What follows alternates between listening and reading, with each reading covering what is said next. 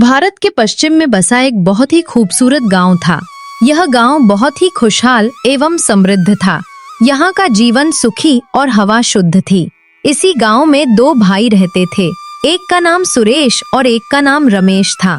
उनके पिता के देहांत के बाद सारी जिम्मेदारी दोनों के सिर पर आ गई। दोनों भाई किसान थे। बड़ा भाई सुरेश मेहनती एवं लगनी था।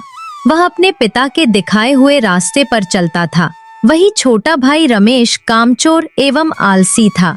वह दिन भर यहाँ वहाँ आवारगी करता फिरता था। दोनों का बचपन बहुत गरीबी में बीता था। खेत और खलिहान जीवन यापन का एकमात्र सहारा था।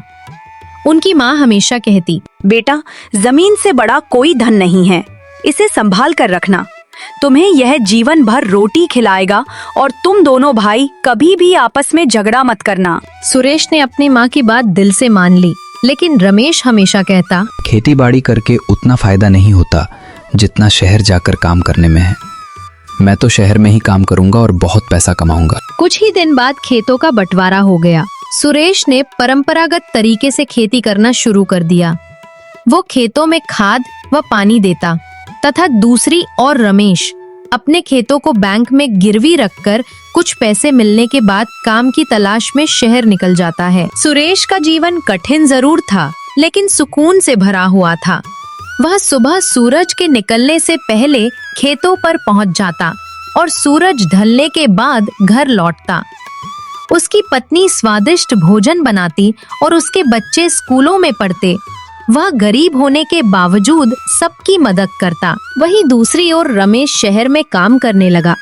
देखते ही देखते उसके पास बहुत सारा पैसा आ गया और उसका संपर्क बड़े लोगों से भी हो गया। वो अपने दोस्तों के साथ इधर उधर घूमता और मौज मस्ती करता। कुछ समय बाद उसे एक लड़की से प्यार हो गया। रमेश उस लड़की को शॉपिंग के लिए ज्वेलरी शॉप ले जाता और मेकअप के लिए ब्यूटी पार्लर।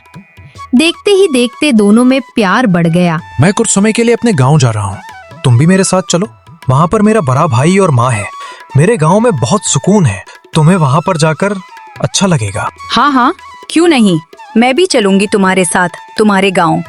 सुना है गांव में बहुत ही शांति होती है, वहाँ पर मुझे बहुत अच्छा लगेगा। दोनों कार में बैठकर गांव की ओर चल पड़े। थोड़ी देर बाद वह गांव में पहुँच गए, जहाँ पर रमेश की माँ, बड़ा भाई और उसकी पत्नी थी। रमेश बेटा, तुम ठीक हो ना? और आने में कोई तकलीफ तो नहीं हुई? नहीं, कोई तकलीफ तो नहीं हुई, लेकिन रास्ते में बहुत ज्यादा गड्ढे हैं, उनसे ही बचते बचाते आए हैं। अरे तुम लोग सिर्फ बातें ही करते रहोगे क्या?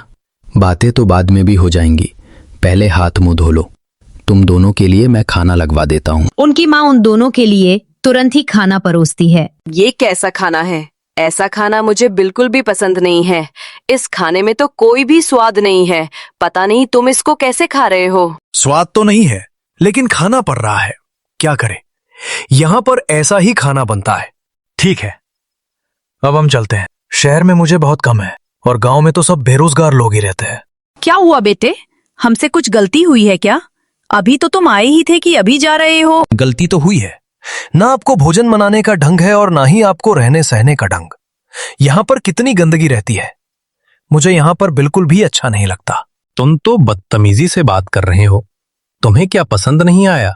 और तुम तो हमेशा से यही रहते थे ना। ये लो, हमें अब ये तमीज सिखाएंगे? गवारों के मुंह लगने से बेहतर है कि हम शहर वापस लौट जाएं। ये कहकर दोनों शहर वापस आ जाते हैं। कुछ दिनों बाद कंपनी को बहुत नुकसान हो जाता है और उसका बॉस कहता है, कंपनी बहुत ज्यादा घाटे में है, मैं इतना नुकसान बर्दाश्त नहीं कर सकता।